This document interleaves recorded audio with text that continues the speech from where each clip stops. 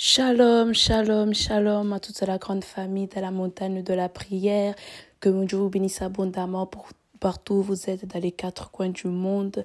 Que la main de Dieu repose sur tout et chacun d'entre nous encore ce soir. Alors la famille, commencez déjà maintenant à partager, liker, à commenter massivement la vidéo puissamment pour que nous soyons plusieurs à être bénis encore ce soir par ce bain de sa présence, par ce bain de la prière, par ce bain de la parole dans lequel l'Éternel notre Dieu veut encore nous bercer dans les noms puissants et glorieux de Jésus-Christ. Alors la famille, continuez de partager, de liker, de commenter. Vous voyez aussi maintenant sur YouTube, on a aussi la possibilité de tapoter des cœurs, tapoter des j'aime. Alors n'hésitez pas aussi, ça aide aussi pour propulser la vidéo qui est très important dans les noms puissants glorieux de Jésus. Alors que mon Dieu bénisse abondamment la famille. Je tiens juste vous annoncer, comme vous savez, il y a la série Retour à l'expéditeur où notre papa a pris vraiment le temps avec d'autres partenaires, d'autres collaborateurs pour vous parler sur cette doctrine que Dieu lui a révélée. Alors, il y a déjà 2 épisodes qui sont au rendez-vous, déjà disponibles sur notre chaîne Samuel Panzo TV, et le 3e épisode sortira cette semaine, le 6 août. Alors, ne manquez pas, soyez déjà prêts et prêtes à partager, à liker dans les noms puissants et glorieux de Jésus-Christ. Alors mobilisons-nous, c'est vraiment aussi pour nous la montagne de la prière. Alors en tant qu'enfant, en tant que membre de ce ministère, partageons tout ce qui concerne notre ministère, notre église dans les noms puissants et glorieux de Jésus. Alors que mon Dieu vous bénisse abondamment. Le dernier dimanche de ce mois d'août, le 31 août, il y aura une prière spéciale pour la rentrée scolaire. Alors tous les parents, tous les mamans, tous les papas, n'hésitez pas, le dimanche 31 août, nous vous invitons à ne pas manquer pour la prière spéciale pour la rentrée scolaire des enfants. C'est très important que ce soit vraiment une rentrée de gloire, une rentrée de victoire, une rentrée de prospérité, une rentrée d'élévation. Alors que mon Dieu vous bénisse, je passe la parole à l'homme de Dieu. Soyez bénis. Cette nuit peut être la nuit de basculement. Je m'attends aussi à quelque chose. C'était une nuit qui a changé complètement la vie de Jacob. En une nuit, la vie de Jacob a été transformée de Jacob en Israël. C'était la nuit que l'humanité avait été sauvée parce que la croix avait été préparée dans la nuit de Gethsemane. Le Christ avait combattu la nuit. Il a combattu contre les forces de mal au point de vue spirituel et contre les forces de mal physique. Et le matin, tout ce qui était passé après, la maison de Caïphe, Hérode et la croix, la préparation, était la nuit de Gethsemane.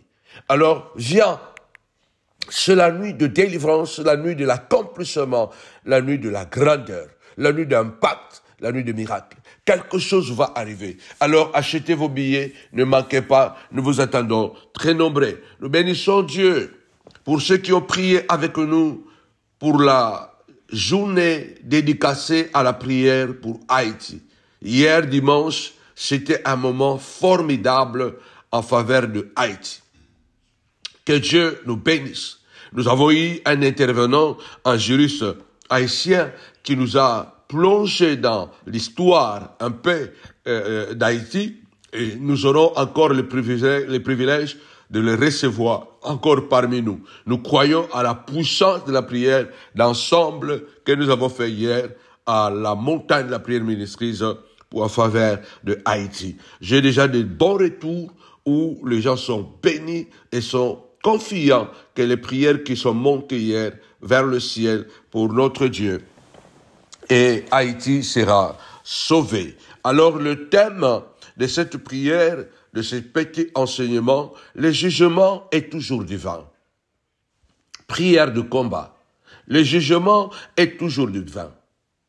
Dieu va juger les œuvres et le comportement de chacun de nous. Alors il est important, des fois souvent, de dire Seigneur, sois juge entre moi et mes adversaires.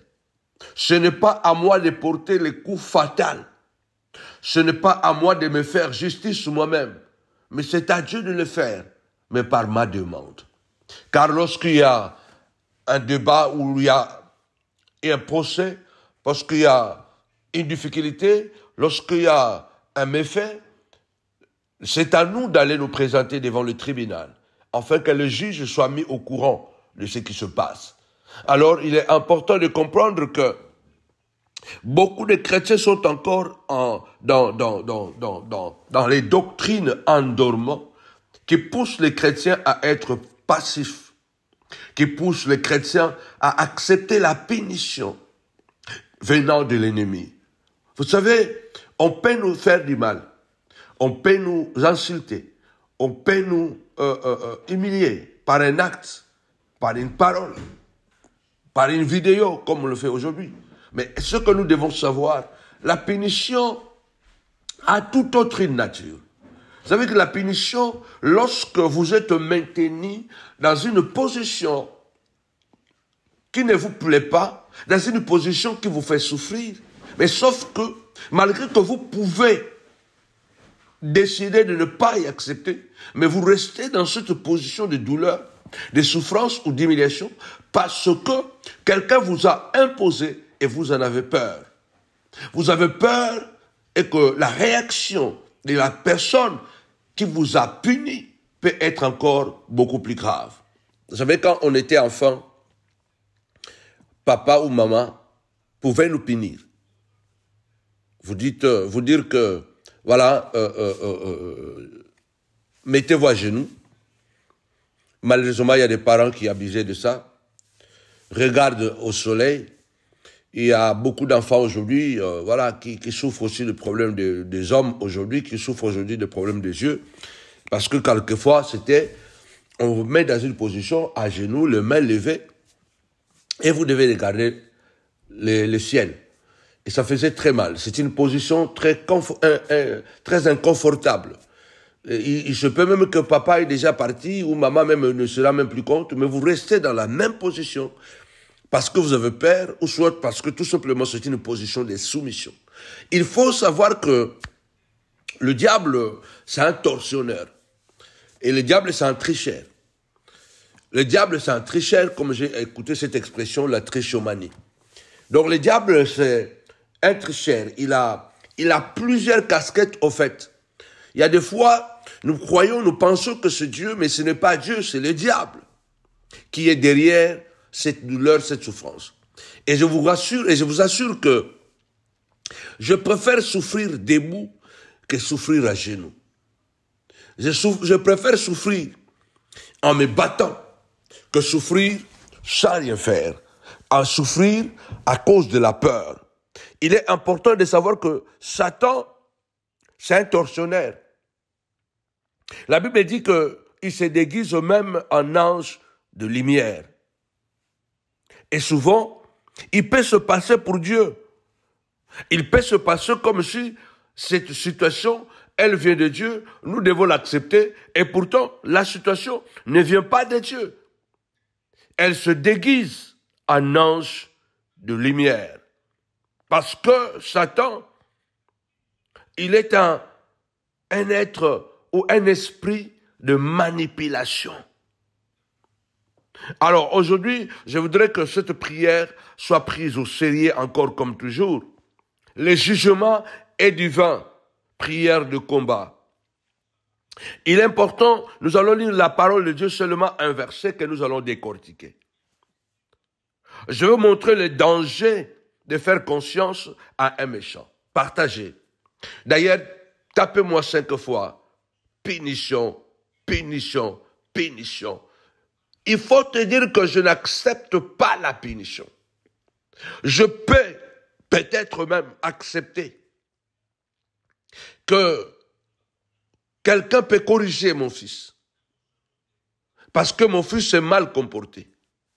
Je peux accepter que quelqu'un peut corriger ma fille parce qu'elle s'est mal comportée. Mais je ne supporterai pas que quelqu'un puisse punir ma fille, punir mon fils.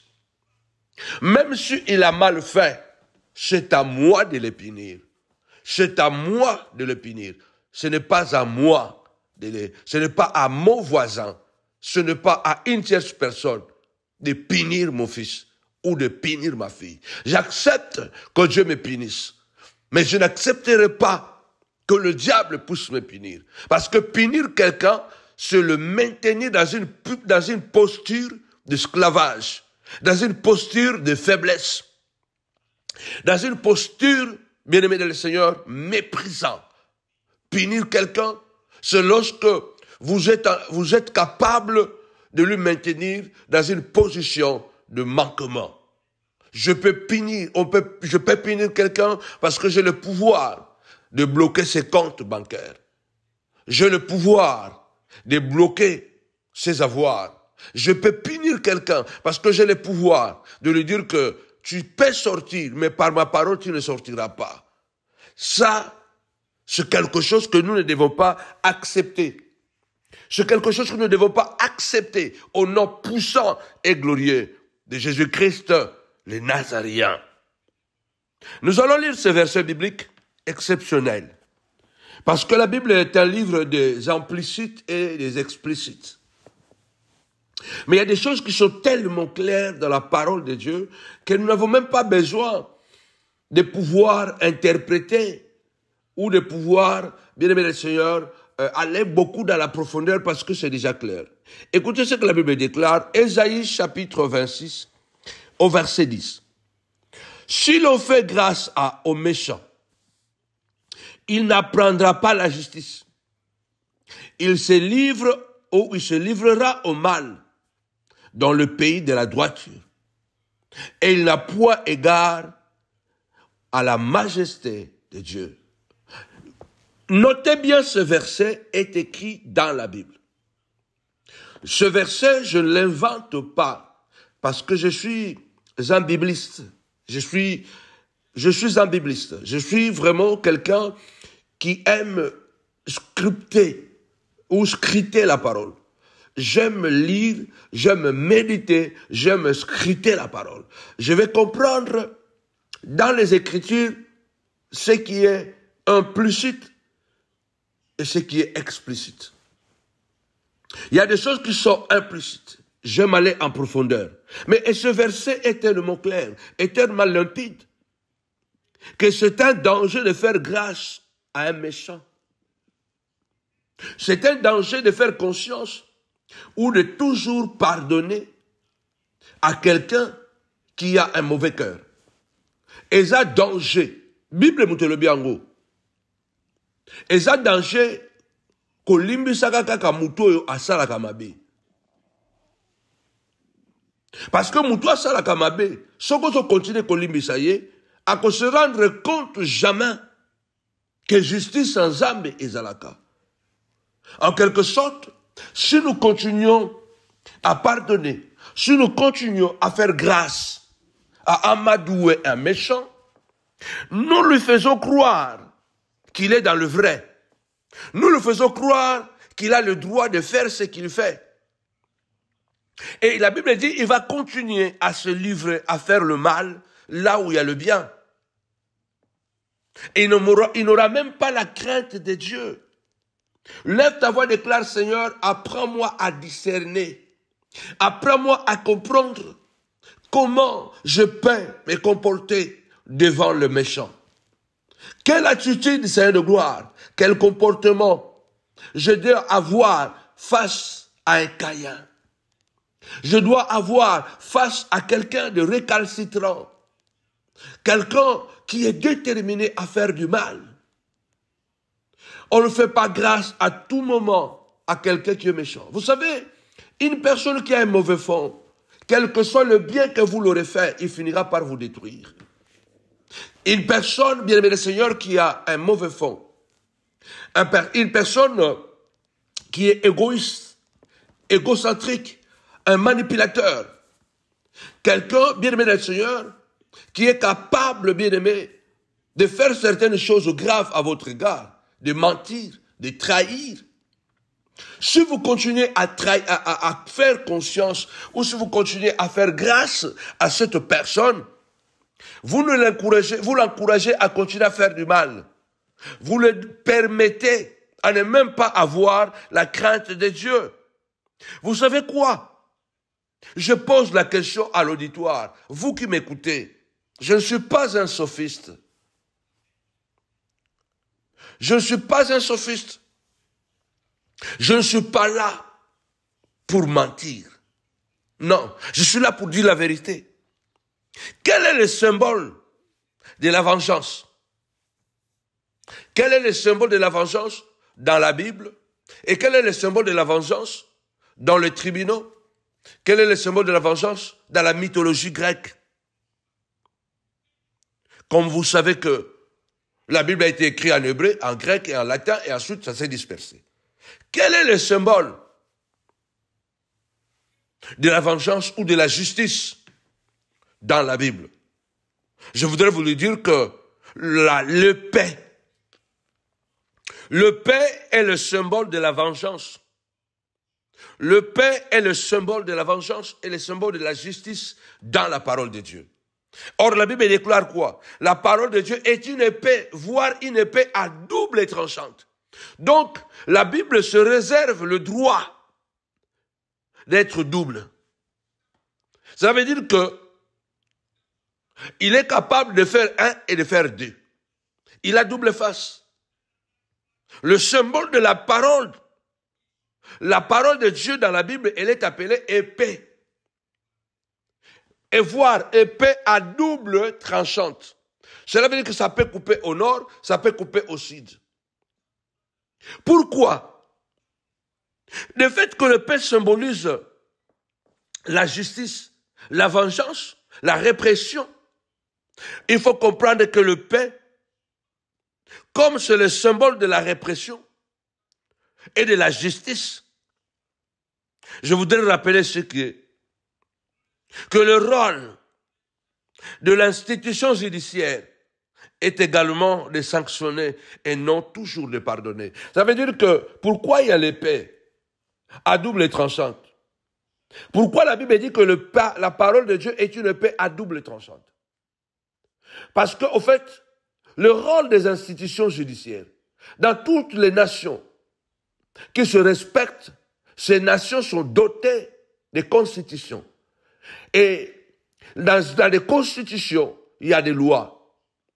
Et dans tous les pays où il y a la justice, c'est parce qu'il y a des institutions établies.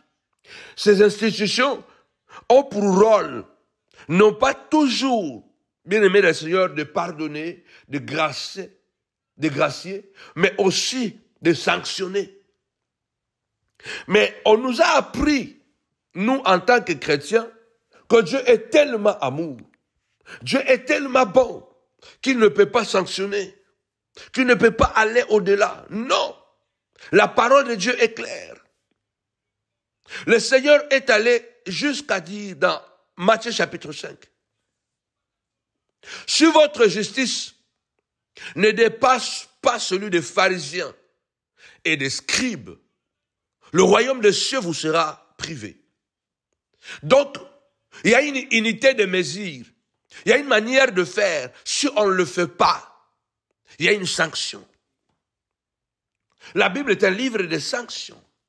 Certes, ce n'est pas à nous de s'octroyer ce pouvoir, de se venger nous-mêmes. Mais nous avons le devoir de déposer les dossiers aux institutions compétentes. Et de ce cas, de facto, nous devons déposer notre prière auprès du trône de Dieu. Comme il est écrit, demandez, vous recevrez. Cherchez, vous trouverez. Frappez, l'on vous ouvrira.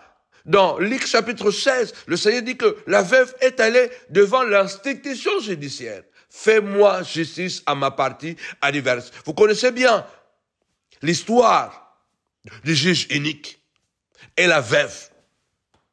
Donc Jésus-Christ nous apprend que il y a des institutions divines.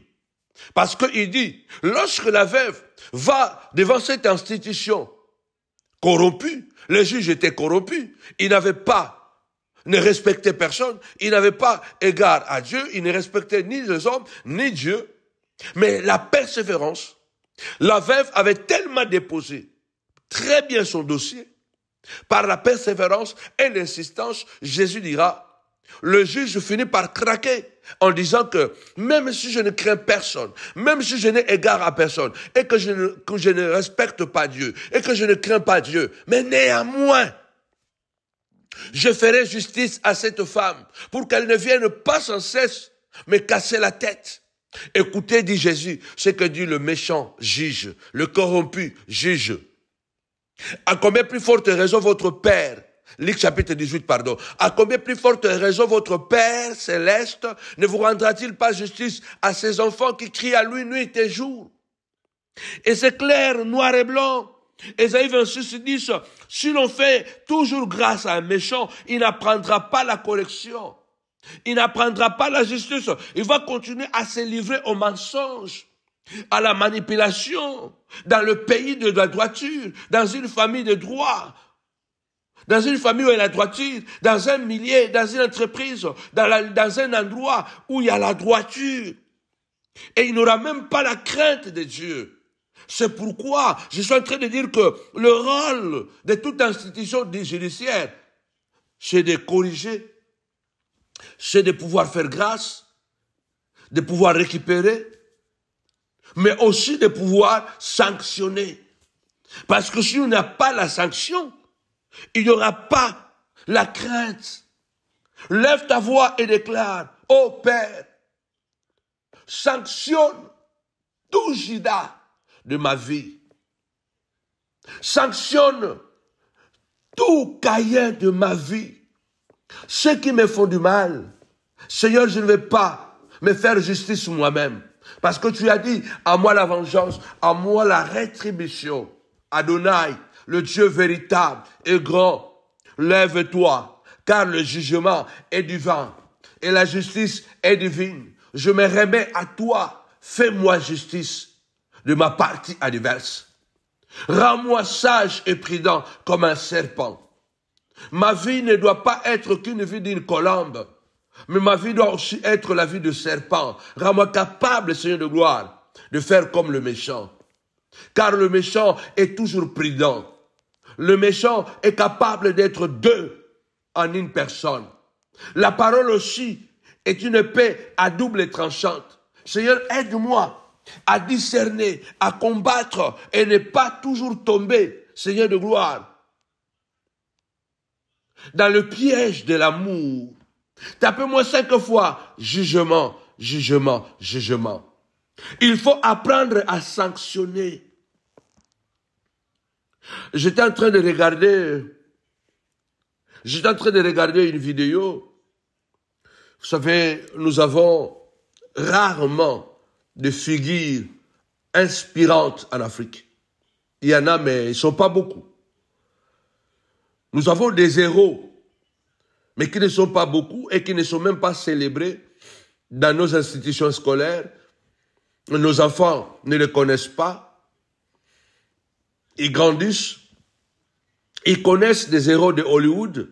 Ils connaissent des héros d'autres nations, d'autres continents, mais ils ne connaissent pas nos propres héros africains. Je parle de Thomas Sankara. Un homme que les Africains devraient étudier dans les écoles. Un homme que les hommes africains devraient prendre comme un modèle. Et si on avait suffisamment parlé de Sankara dans l'histoire, dans les manuels scolaires en Afrique, je crois qu'il y a longtemps que l'Afrique devait progresser beaucoup plus. Si on avait parlé vraiment de Sankara. Mais qu'est-ce qui me frappe beaucoup de cet homme qui était un homme d'État, un homme de bon cœur? Sankara, qui pouvait être une étincelle, qui allait déjà il y a presque plus de 30 ans, émanciper beaucoup de nations africaines, qui a été tué, assassiné, à cause seulement de son grand amour envers ce principe. De son grand amour envers ce dont il croyait. De son grand amour et sa sensibilité humaine envers son entourage et en particulier vers Blaise Compaoré. Vous savez, dans la vie, même la Bible déclare, ne sois pas bon à l'excès. Tu vas mourir avant. Ne sois pas bon à l'excès. Dans cette vidéo, j'avais tellement de larmes aux yeux et j'étais tellement triste.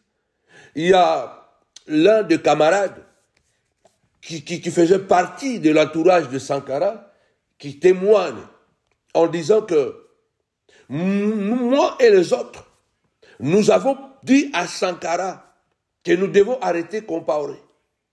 Nous devons arrêter Compaoré parce qu'il veut prendre le pouvoir par la force.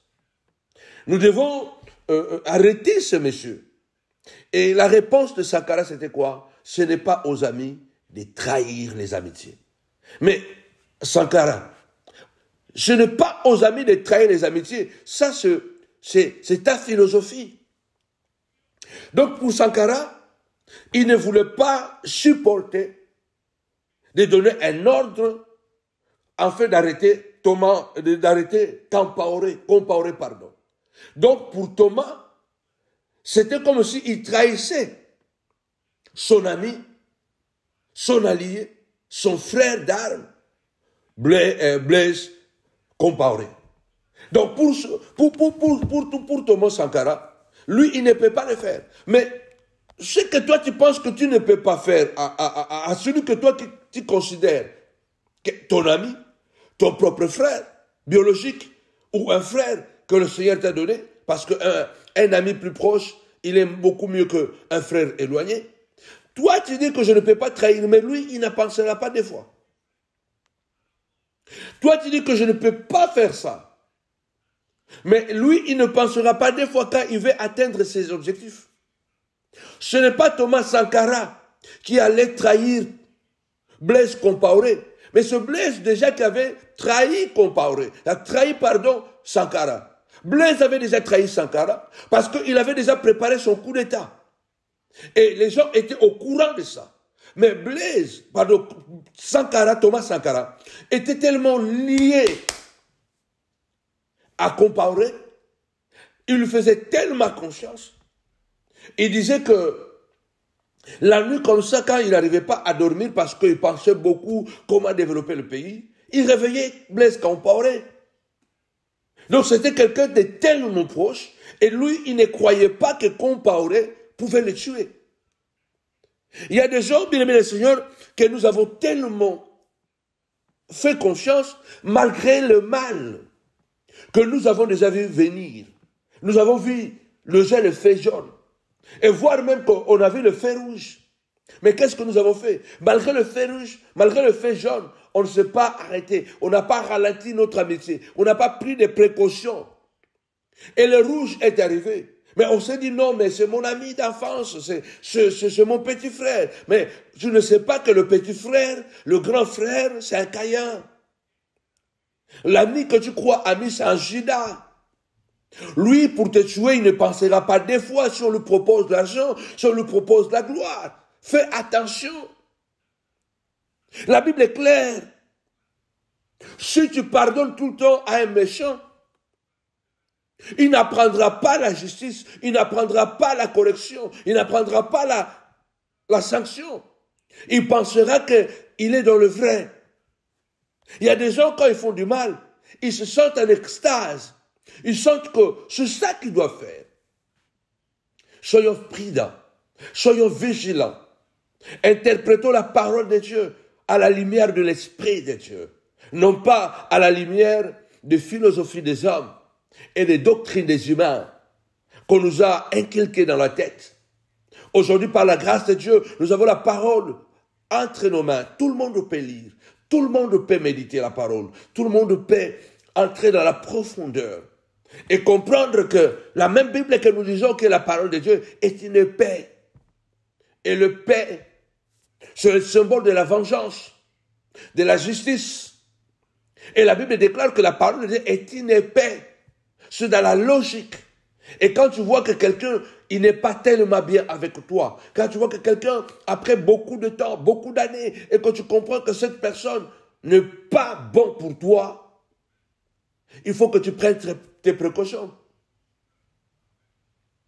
Tapez-moi 5 fois précaution, précaution, précaution. Thomas Sankara était au courant que Blaise prépare un coup d'État. Mais la conscience qu'il avait envers Blaise, il voyait comme si lui, il fait arrêter Blaise, celui qui aurait été traître, il aurait trahi leur amitié. Mais si moi, je comprends que la personne sur qui je fais conscience, la personne avec qui je partage mes douleurs, mes confidences, et je comprends que cette personne n'est pas une bonne personne. Je comprends que cette personne est prête à me détruire. Je dois me défendre. Ce n'est plus la trahison. Si Thomas Sankara avait neutralisé Blaise Compaoré, lorsqu'on le lui disait, peut-être l'histoire africaine, l'histoire de Burkina Faso, aura été différemment. Peut-être aujourd'hui l'Afrique allait connaître un sursaut exceptionnel avec ce que Thomas Sankara avait commencé à faire au Burkina Faso. Je prends ce modèle. Quand Blaise prend le pouvoir, Blaise reste au pouvoir pendant 27 ans. Presque plus de 27 ans, Compaoré reste au pouvoir. Vous voyez comment le mal, quand le mal s'installe, c'est très difficile de le déraciner. C'est pourquoi il est important de prévenir que de guérir. Lève ta voix, dit Seigneur de gloire, aide-moi à empêcher ce mal de pouvoir entrer dans ma vie, dans l'église, dans les ministères, au nom puissant et glorieux de Jésus-Christ.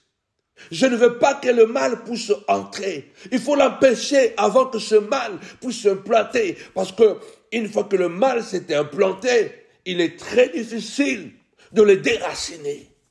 Ça reste longtemps. On paye beaucoup plus cher. Lève ta voix et déclare au nom puissant et glorieux de Jésus-Christ que ce mal soit déraciné, Père.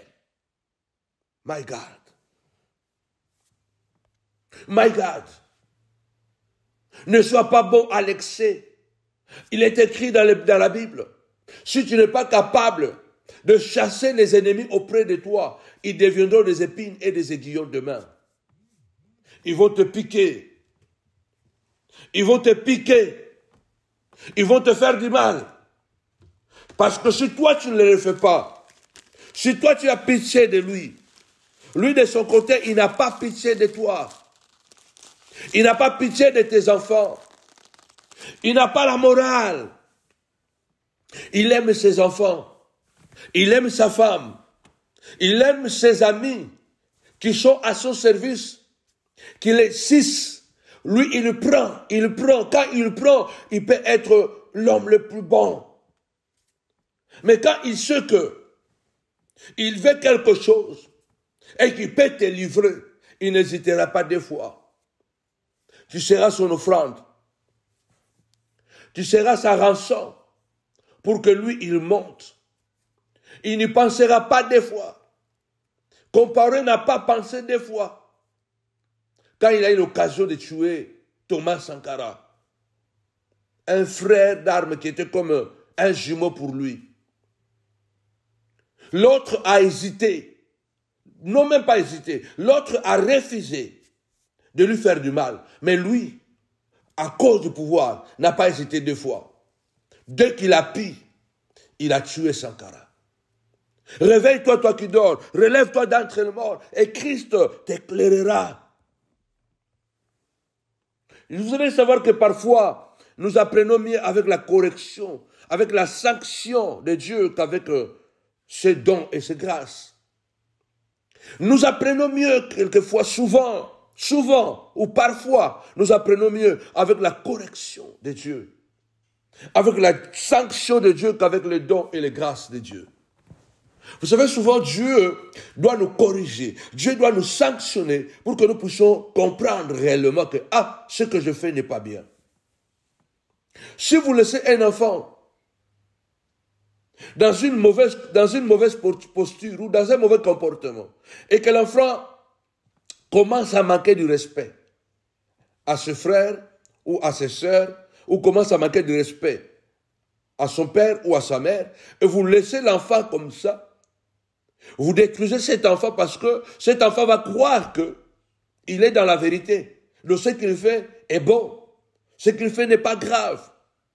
Si vous ne sanctionnez pas l'enfant qui a un sale caractère, si vous ne sanctionnez pas un enfant qui se comporte mal, vous ne l'aidez pas, vous le détruisez. Parce que cet enfant, demain, il va croire que insulter est normal.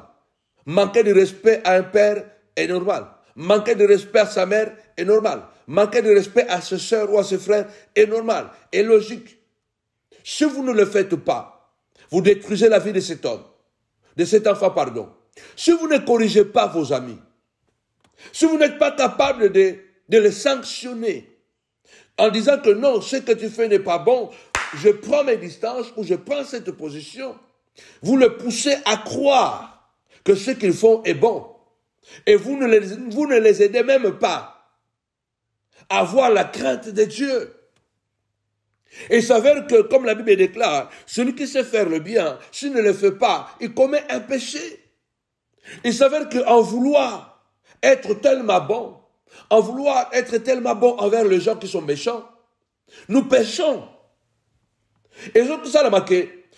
Tant que nous linga, on a tellement malamu na batu ya mabe, ozo sala lisumu. Parce que Bible obite, eza lisumu, oyo mutu abi ko sala bolamu, pe ozo sala ngote, a sala lisumu. Soki yo lelo, o corriger banana yote, banana yo bakoli, bakomi ba impoli, bakomi ba beyibi lobi. Elinko lobake, yonde mutu sala lisumu, wana po yo okanga banana yote, o corriger banana yote, o sanctionna bangote.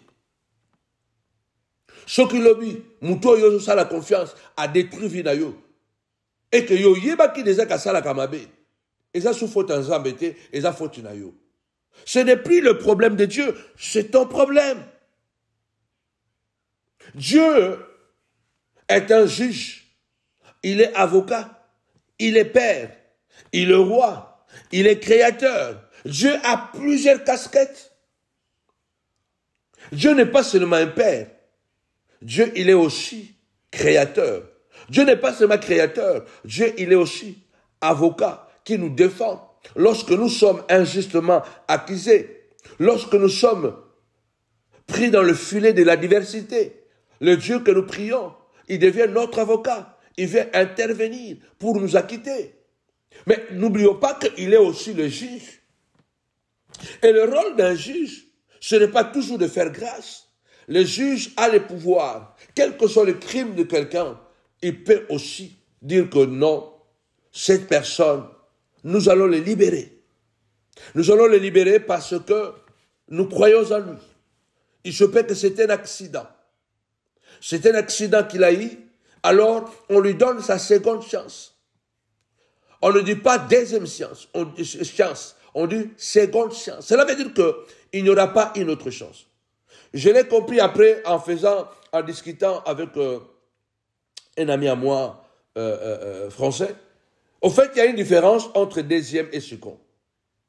C'est pourquoi on parle de Seconde Guerre mondiale. On parle de Seconde Guerre mondiale. Pourquoi? Parce que quand il y a deuxième, il peut y avoir troisième. Mais quand il y a second, il ne peut pas y avoir plus encore. Il ne peut plus avoir une autre possibilité ou un autre chiffre. Le second, c'est la fin. Donc quand on dit second, ça veut dire qu'après second, il n'y a plus rien. On dit qu'on lui donne une seconde chance. Ça veut dire qu'il a commis une erreur, il a commis une faute, il a prouvé que c'était une erreur, c'était accidentel ce qu'il a commis, et puis on lui dit que voilà, on lui donne une seconde chance. Ça veut dire qu'après qu'il y aura encore quelque chose qu'il aura fait, il n'y aura plus de pardon, donc c'est fini. Parce que quand on dit second, après ce n'est plus possible. C'est ce qu'on appelle les récidivistes. Lorsque vous arrivez devant un tribunal et qu'on regarde votre palmarès, on regarde votre casier judiciaire, qu'est-ce qu'on regarde, on contrôle? Qu'est-ce qu'il a déjà fait jusqu'aujourd'hui? Ah, il n'a jamais été arrêté. Il n'a jamais fait ça. Il n'a jamais fait ça. C'est un bon citoyen, c'est un bon père, c'est un bon travailleur, c'est un bon entrepreneur. Il n'a jamais fait ça. Ah, tout ça, Il a aidé ici, il a aidé là-bas, il a sauvé ici. Bon, par rapport à la gravité de la situation, malgré que la situation est grave, mais il a notre compassion. On lui donne une seconde chance. Il n'ira pas en prison. On va la quitter, mais il est sous contrôle. Il est sous contrôle. On appelle ça sursis. Ça veut dire qu'on peut dire que pendant 2 ans, pendant 5 ans, vous êtes en sursis. Quand vous êtes en sursis, ça veut dire que vous êtes sous contrôle. Vous n'avez plus le droit de commettre les mêmes erreurs ou les mêmes méfaits que vous avez commis. Si vous le commettez, il n'y a même plus un jugement, c'est directement en prison. Mais qu'est-ce que les chrétiens font? On veut cautionner le mal. On veut tout le temps se dire que non, en tant que chrétien, il faut toujours pardonner. Mais oui, le pardon, c'est le cœur même de l'évangile. Le pardon, c'est le socle de la nouvelle alliance. Mais ce pardon a un prix. Ce pardon a un prix. Même Dieu le dit dans Hébreu. Si la parole annoncée par les anges a eu son effet envers ceux qui l'ont négligé, ont été sanctionnés, quel sera le châtiment pour ceux qui auront négligé le don de Dieu, le sang précieux de l'agneau, le Fils de Dieu? Donc la Bible dit que si nous sommes pardonnés et que nous commençons à prendre à la légère ce sacrifice que Christ a fait, la sanction sera encore beaucoup plus sévère que dans le passé. C'est pourquoi il est écrit, celui qui pêche volontairement, ce péché n'a plus de pardon. La Bible dit clairement, il y a un danger de toujours pardonner à quelqu'un qui se comporte mal. Il y a un danger de donner crédit à quelqu'un que nous savons que c'est un menteur, c'est un manipulateur,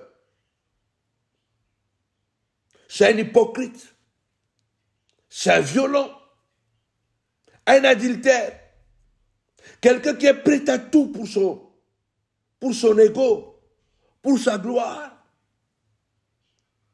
Il est impératif pour nous de lire Ésaïe 26, 10. Si l'on fait grâce au méchant, il n'apprendra pas la justice. Il continuera à se livrer au mal dans la famille, dans l'église, dans l'entreprise. Et il n'aura pas la crainte de Dieu. Ceux qui vont continuer à s'épeler dans le salamabe. Vous continuez à vous cautionner ma benaye. Pour avoir la capacité à kolamba batu. Avoir la capacité à kolela. Vous tindaye à continuer à salamabe na famille, na église, na société. Et puis, na katina mukili oyo. Et en plus, chose grave, à kobanga jamais nzambe. Pour yé, pour naye, oya sala keza malamu, à kobanga nzambe te. Pourquoi tu banga nzambe? Tu banga nzambe parce que tu veux que nzambe azabolingo, mais nzambe pe abetaka. Pourquoi nous avons la crainte de Dieu? Parce que nous savons que Dieu est amour. Dieu est compatissant. Dieu est miséricordieux, mais nous savons aussi que Dieu punit. Dans l'ancienne alliance, Nadab et Abihu, les 2 enfants du souverain sacrificateur Aaron, qui ont amené le feu étranger devant l'autel de Dieu, le même feu qui était descendu pour consumer les offrandes le matin, et tout le monde était en joie. Le même feu était descendu pour le consumer le soir. Vous allez dire, mais ça c'était dans l'Ancien Testament. Nous sommes dans la Nouvelle Alliance. Nous sommes dans le livre des Actes, je crois, chapitre 5. Anania et Saphira, ils amènent un tout petit mensonge. Ce n'est pas grave ce que Anania et Saphira ont fait. Ce n'est pas grave ce que Anania et Saphira ont fait. Pour moi, ce n'était pas tellement grave. Les terrains les appartenaient. Ils sont tombés dans un piège. Bon, comme les autres vendaient les terrains et donnaient tout l'argent aux pieds des apôtres, Et aussi se sont dit, bon, nous, si on va vendre notre terrain, on va donner l'argent aux apôtres. Mais le deal était que si tu vends le terrain 10 000, tu donnes tous les 10 000 à l'église. Le deal était que si tu vends le terrain 100 000, tu donnes tous les 100 000 à l'église. Ou soit, tu viens, tu dis que je l'ai vendu 100 000, mais je donne à l'église 5 000 et je garde 95 000. Ou je donne à l'église 50 000, je garde 50 000. Ça veut dire que tu devais dire la vérité. Mais eux, ils ont vendu le terrain et ils sont venus, ils ont déposé l'argent et ils ont dit que voilà, c'est tout ce que nous avons vendu, que nous déposons ici. Ça, c'est la somme totale, la totalité de la somme que nous déposons à vos pieds.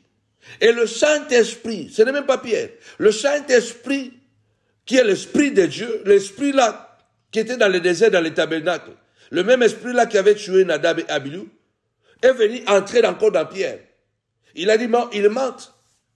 Et Pierre a dit à Anania, il dit, mais Anania, est-ce que c'est à ce prix que tu as vendu le terrain?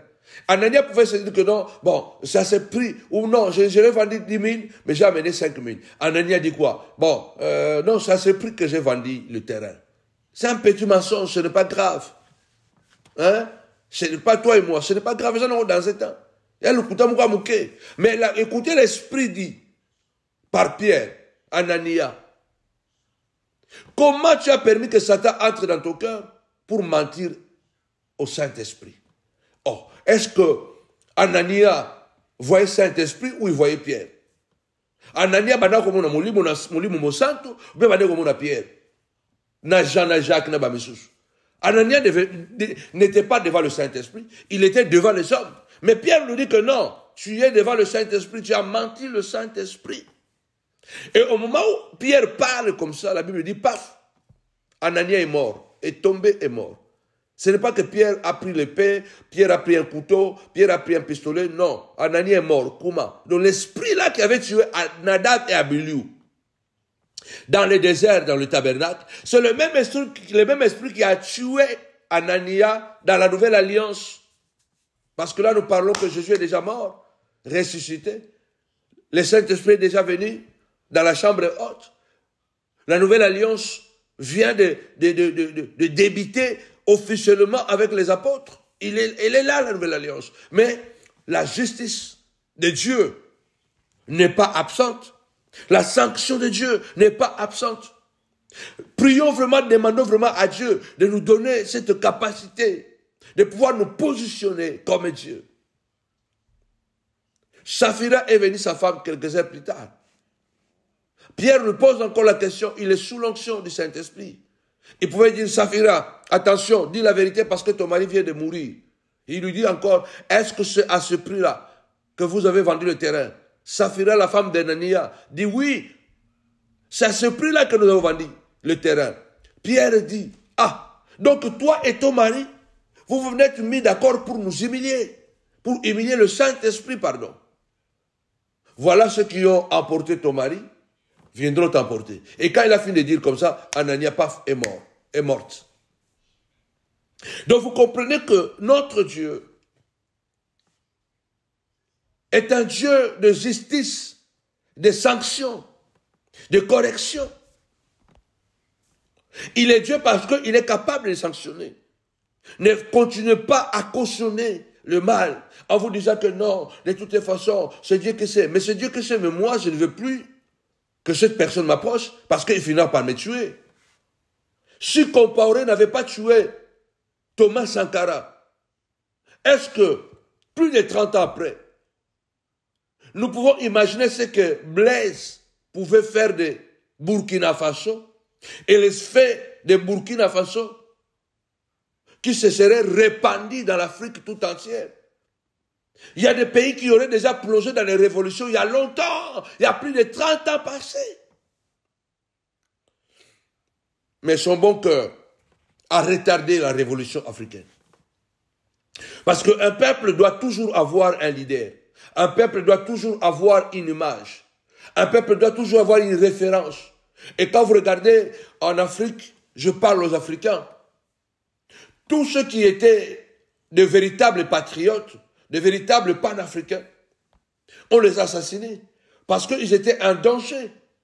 Tous ceux qui pouvaient nous inspirer, les Kwame Nkrumah, les Patrice Lumumba, voilà, les Thomas Sankara, et tout ça, qui pouvaient nous inspirer à changer notre mentalité, à vouloir nous émanciper totalement de ce système installé par les impérialistes. On les a toujours assassinés. Donc, Sankara ne pouvait pas imaginer que sa vie ne dépendait pas de lui. Sa vie dépendait, donc sa vie était si importante aussi pour des milliers d'Africains. Et que lui, il devait continuer à vivre. Il devait continuer la mission d'abord. Mais il avait tellement conscience de ne jamais trahir un ami. Et cet ami que lui n'a pas voulu trahir, cet ami l'a trahi. Et comment? En le tuant. Si quelqu'un est à côté de toi et que lui, il est capable de te trahir, et que toi, tu réagis, toi, tu n'es pas un traître. Toi, tu es un homme prudent. Toi, tu es un homme sensé. Tu es un homme prudent. Tapez-moi 5 fois. Prudence, prudence, prudence. Tu es un homme prudent. Malheureusement, nous sommes faits de la chair, du sang. Nous avons des émotions, nous avons des sentiments. Et quelquefois, malheureusement, nos émotions et nos sentiments prennent le dessus sur la volonté et la conscience. Quelquefois, nous prenons des décisions, non pas par la volonté, non pas parce que nous avons réfléchi. Nous prenons des décisions par sentiment, parce que nous aimons la personne, parce que nous ne voulons pas être décrit comme quelqu'un qui a trahi. Mais tu n'as pas trahi. Tu t'es seulement défendu. Tu t'es seulement protégé. Si tu ne cries pas, les gens n'entendront pas. Et ces personnes vont encore même faire beaucoup plus salir ta mémoire. Les gens méchants, même quand tu meurs, ils vont maintenir à salir ta mémoire. J'ai regardé l'histoire de Patrice Lumumba, que je regarde, ça fait des années que je connais assez cette histoire. Vous ne pouvez pas imaginer le cynisme qui existe dans le monde quand les gens sont méchants. Les gens sont tellement cyniques, flegmatiques, comme j'aime le dire, sans émotion, sans état d'âme. Les gens, bien aimés, quand ils sont méchants, ils ont un comportement que vous ne pouvez pas saisir. Ils sont capables d'être deux à la fois. Il peut être bon à l'extrême et être méchant à l'extrême. L'histoire veut que, pendant que Mobutu proclame Patrice Lumumba héros national, qu'il est mort, mais Patrice Lumumba n'est pas encore mort. Il l'a vendu. Lumumba n'est pas encore mort, mais on le proclame déjà héros national, voilà, il est mort, et pourtant il n'est pas encore mort. Il y a un cynisme, parce que lui voulait le pouvoir. Lumumba voulait la liberté du peuple africain. Mobutu voulait le pouvoir, c'est ça. Donc, soyons pragmatiques, même quand on est spirituel, même quand on a un bon cœur, et que nous aimons beaucoup les personnes qui sont autour de nous. Mais si la personne c'est un caïn, prends tes distances. Si la personne c'est un Judas, prends tes distances.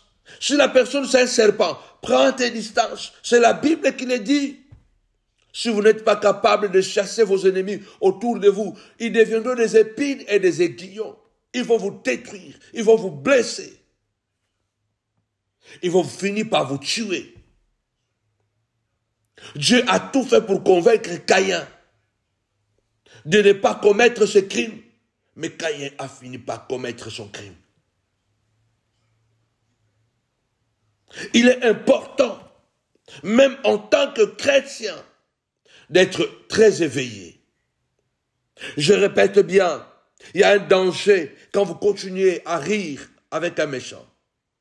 Il y a un danger quand vous continuez à cautionner le mal. Il y a un danger quand vous continuez, bien-aimés, à faire grâce à quelqu'un qui n'est pas bon, qui a un cœur méchant. Je l'ai vécu dans ma peau. Je l'ai vécu dans ma peau. Vous pouvez les protéger comme vous voulez. Ils se sentiront même comme si ils sont en mission, au fait. Que vous êtes au service. Donc vous êtes là pour le servir. Vous protégez leurs infidélités. Vous protégez leurs adultères. Vous protégez leurs mensonges. Vous protégez. Vous les protégez, vous les aimez de tout cœur. Vous souhaitez leur élévation. Mais vous savez qu'ils vous critiquent, ils parlent mal de vous derrière le dos, ils mentent sur vous, mais vous continuez de les faire. Lorsque vous allez vous réveiller, ça peut être très tard ou trop tard, qu'ils ont pris une très longueur d'avance et que ça prendra du temps pour le déraciner. Mobutu, après avoir participé à la mort de Lumumba, parce qu'il le savait, il est resté 30 ans au pouvoir. Et quel pouvoir absolu. Compaoré, après avoir tué Sankara, Thomas Sankara, il est resté au pouvoir 27 ans ou plus. Et quel pouvoir totalitaire. Il gouvernait tout, il maîtrisait tout. C'est comme ça que lorsque nous laissons le mal s'installer et nous le permettons, en fait, comme la Bible déclare, quand vous faites grâce, vous pardonnez à un méchant, il n'apprendra jamais qu'il y a la justice de Dieu. Il pensera que le mal qu'il fait, c'est bien, parce que ça lui fait du bien, ça lui fait gagner des amitiés, ça lui fait gagner des points. Il y a des gens qui sont très branchés avec des gens, mais parce qu'ils sont des manipulateurs. Ils détruisent les autres. Ils soignent leur image. Ils utilisent les gens comme des pions pour détruire les opposants qui étaient des anciens frères, des anciens amis. Ils n'hésiteront pas. Il ne va pas penser que tu as des enfants, tu as une femme, que toi tu as une vie. Il ne pensera même pas que tu l'avais aidé, qu'il est là à cause de toi. Dieu passe toujours à travers un individu ou une circonstance afin de pouvoir nous faire du bien. Il ne pensera même pas ça, que tu l'avais nourri, que tu l'avais donné des habits, que tu l'avais donné la possibilité de pouvoir sortir. Il ne pensera pas à ça. Parce que quelqu'un qui a un fond méchant, qui a un fond mauvais, c'est cynique de nature. Et ce qui est grave, il n'aura pas la crainte de Dieu. Parce qu'il va continuer à commettre des infidélités et il sait que tu seras là toujours pour le protéger. Et lui, dans sa tête, il se dira que non, c'est Dieu qui a mis cette personne pour pouvoir continuer à me protéger. Donc, il va prendre ta faiblesse pour une grâce. Vous voyez la perversion?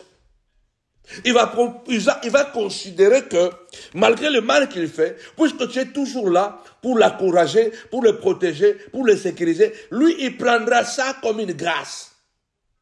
Et il va continuer dans son mauvais comportement. C'est pourquoi la Bible déclare, ne faites pas grâce aux méchants. Il faut que le méchant, de temps en temps, il doit être mis face à ses actes. C'est pourquoi je vous ai dit, la justice est symbolisée par l'épée. Dans toutes les institutions humaines, même la Bible est symbolisée par l'épée. Pourquoi? L'épée rappelle que le rôle de l'institution judiciaire est également de sanctionner et non pas seulement de pardonner. Tu as le droit de sanctionner cette amitié. Tu as le droit de sanctionner. Ça veut dire que tu as le droit de te protéger. Tu as le droit de dire que je ne vais pas. Si seulement ce jour-là, Abel n'avait pas accompagné Caïn dans la brousse, au champ, peut-être il n'allait pas être mis à mort par ces derniers. Ce qui a mukolowana Caïn, Abel accompagna qui ne connaît Caïn te nabilanga. Tant soupenda kufate. Batumboni toujours accompagné. Il accompagné pour aider babomiyo. Tu l'accompagnes pour l'aider, mais il te tue. Attention, on peut accompagner nos assassins. On peut accompagner nos assassins. Que Dieu nous épargne Lève ta voix, dis Seigneur de gloire, aide-moi de ne pas accompagner mon assassin, de ne pas accompagner celui qui va me détruire, de ne pas accompagner celui qui va détruire ma destinée, de ne pas accompagner celui qui va détruire mes enfants, de ne pas accompagner celui qui va détruire mon ministère. Oh my God, lève ta voix, déclare cela. Dis Seigneur de gloire, Abel a accompagné Caïn, il a accompagné son assassin. Combien de fois par amour, tu as accompagné des gens qui demain se sont transformés à des bourreaux, se sont transformés à des sorciers de ta vie.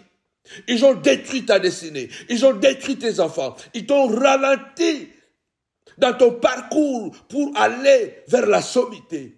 Lève ta voix du Seigneur de gloire. Sois l'épée dans les amitiés, dans mes amitiés.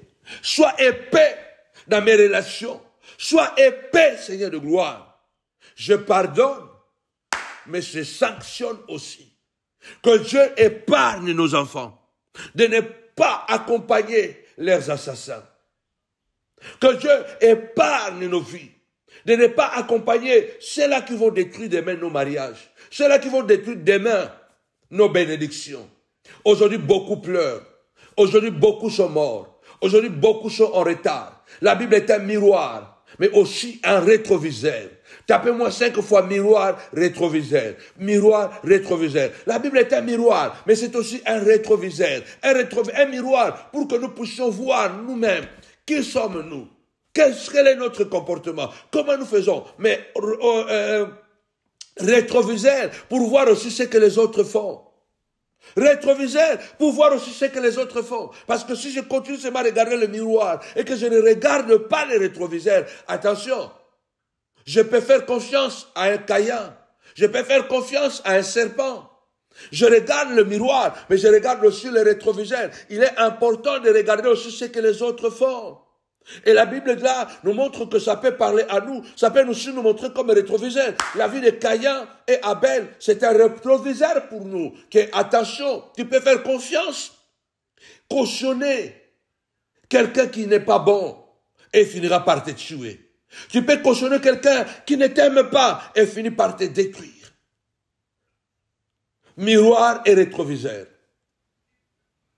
Je prie au nom puissant et glorieux de Jésus-Christ qu'une grâce particulière te localise. Alors, n'oubliez pas, nous avons grande veillée de prière. Le message est percutant. Viens prier avec nous ce vendredi 30 mai 2025 à la montagne de la prière ministreuse à l'amphithéâtre de Novotel Noisy-le-Grand. À 22h, les portes sont ouvertes. Nous allons commencer, à 21h, les portes sont ouvertes. À 22h, nous débutons notre veillée. Ce sera un moment de prière, un moment d'intensité inouïe. Il y a des enfants qui sont menacés parce que nous avons accompagné Caïn. Parce que nous nous sommes fait accompagner par un Judas. Nous avons traîné un Judas avec nous.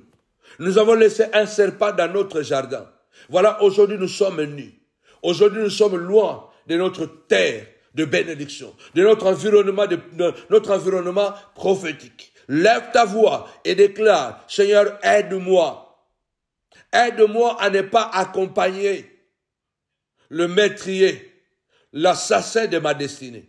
Aide-moi à ne pas me faire accompagner de celui qui va me livrer à Pilate, de celui qui va me livrer au monde. Aide-moi, Seigneur de gloire, de ne pas entretenir un serpent dans mon jardin. Il y a 3 choses. Abel a accompagné son frère Caïn au champ, parce que c'est lui qui a dit, viens avec moi. Abel a accompagné Caïn, or il a accompagné par amour, mais il a accompagné son assassin. Jésus a laissé Judas avec lui. Donc, il s'est fait accompagner. C'est Jésus qui était le leader. C'est Jésus qui avait la vision. Mais il s'est laissé faire accompagner par le Judas. Et c'est Judas qui l'a vendu. Écoutez ce que je dis. C'est la même chose qui se produit avec nous tous. Soit on accompagne quelqu'un. Lui, il a une vision. Nous, on l'accompagne et il nous tue. Soit nous avons la vision, nous nous faisons accompagner par Judas et Judas Nouti. Troisième chose, soit nous sommes, bien-aimés, les visionnaires, nous avons une famille, nous avons une entreprise, nous avons une église, mais nous entretenons le serpent. Parce que la Bible dit déjà que les serpents étaient les plus risés. Donc tout le monde savait que le serpent n'est pas bon. Mais on l'entretenait dans le jardin. Résultat, c'est quoi? C'est lui qui est à la base de la perte du jardin, de la nudité d'Adam et Ève. C'est lui qui est à la base de la chute. Donc, prions vraiment le Seigneur. N'hésitez pas à soutenir la montagne de la prière à travers de vos dons. Avec Jésus, c'est toujours possible. Avec Jésus, c'est toujours possible. Amen, amen, amen, amen. Que mon Dieu vous bénisse abondamment la famille. Continuez malgré tout, même si le live est terminé, continuez de partager la vidéo, de partager cette prière. Alors n'hésitez pas de nous laisser aussi un commentaire à la fin de la vidéo, très important pour les gens qui tombent sur cette prière. Donc savoir si vraiment cette prière, impacte, a fait quelque chose. Alors n'hésitez pas à nous laisser des commentaires en dessous de la vidéo.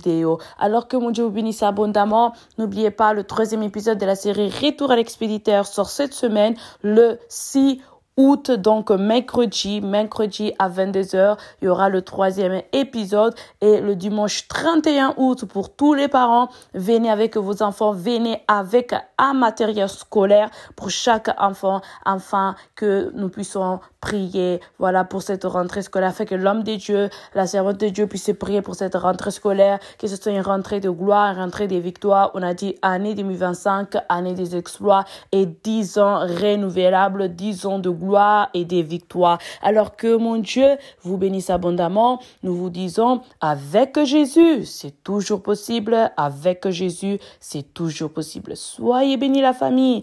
Bye bye.